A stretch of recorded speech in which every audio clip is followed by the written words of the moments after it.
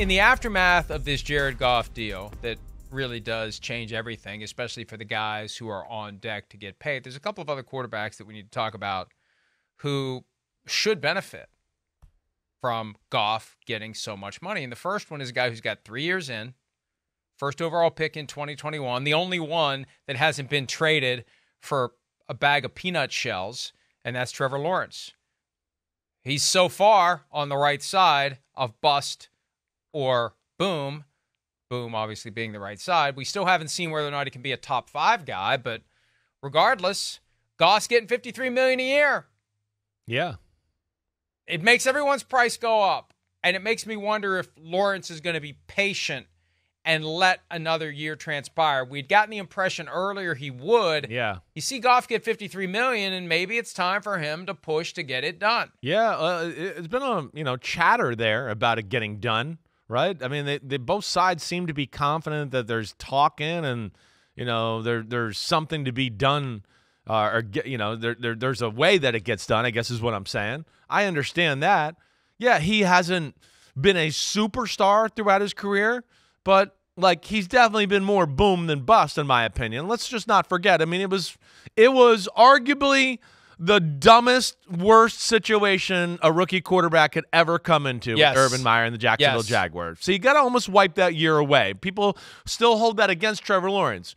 Year 2, halfway through the year, we saw, whoa.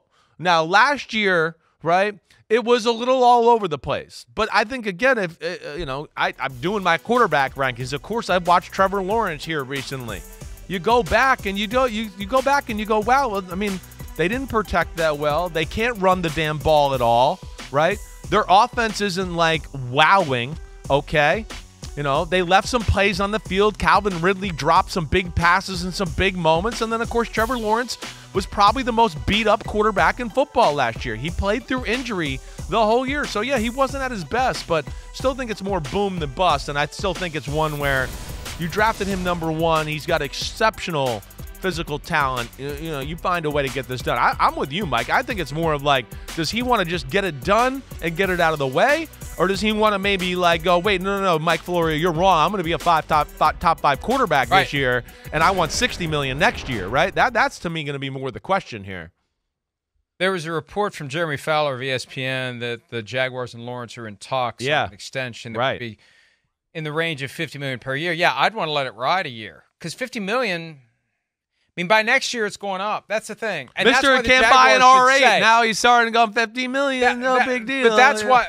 But I'm saying that's why the Jaguars right now should put $50 million on the table. Yeah, right. They should just offer him the Goff contract. Here, let's cross out the name. Remember, there was when Josh Allen did his deal, and we didn't know what Lamar Jackson was going to do. Is they just cross out Josh Allen and put Lamar Jackson in there. If you're Lamar Jackson and the Ravens, in hindsight, they should have wanted that. I think the Jaguars should want to get Trevor Lawrence to take the Jared Goff deal. Absolutely. Yeah. Because, look, Goff has the last year of his 4-year rookie contract, which, even though he was the first overall pick, it's not much in comparison to what the market is. And then his 5th-year option is 25-1. That's even more glaring than Tua getting 23-1 this year. 25-1. For a guy who's gone to the playoffs and a guy who's been very good, a guy who overcame that disastrous first year. I was thinking about this when you mentioned it. And I think Urban Meyer benefits from the fact that it was the Jaguars. If Urban Meyer had that. Yeah, it was the Giants or the Eagles. Embarrassing humiliation with a major team. Right. We'd still be talking about it all the time. Yeah. It's it was forgotten, it never even happened. That was the biggest embarrassment one year for any team as it relates to selection of coach since Bobby Petrino, if not more than Bobby Petrino. I think it beats Bobby Trevor Petrino. Lawrence overcame that. At least Bobby Petrino flew back with his team and didn't, stay back to just dance in the bar with some girls. I don't know what the hell. That was when we knew it was going to be a disaster. Yeah, you think? Wait a minute. There's a short week game in Cincinnati, and you don't fly home with your team. I remember Coach Dungy who doesn't fly home with their team? Anything can happen on the plane, and you're in charge. You need to be on that plane when your team's flying home. You're the coach. All right. Anyway, Lawrence overcame that. He was great his second year. Last year there was regression. Is it him? Was it around him? Was it coaching? Who knows? But yes, he's on the side of pay the guy. You don't have to be the highest paid guy, but pay him. It's enough. And the sooner they get the money in front of him, and maybe he'll take it. And if it gets out of whack later because they win a Super Bowl or he's an MVP or whatever, good problem to have. We'll fix the contract then if it comes down to it. I think we're on the same page. Yeah, I think so. And you know, like you talked about, you know, last year too. Let's not forget Cam Robinson was hurt, right? Jawan Taylor signed with the Kansas City Chiefs. They had offensive line issues. It wasn't good. That's the one thing I think we'll see a different Trevor Lawrence this year. You know, they got some talent, we know that, but I think they invested in the O-line and free agency, and of course in the draft too.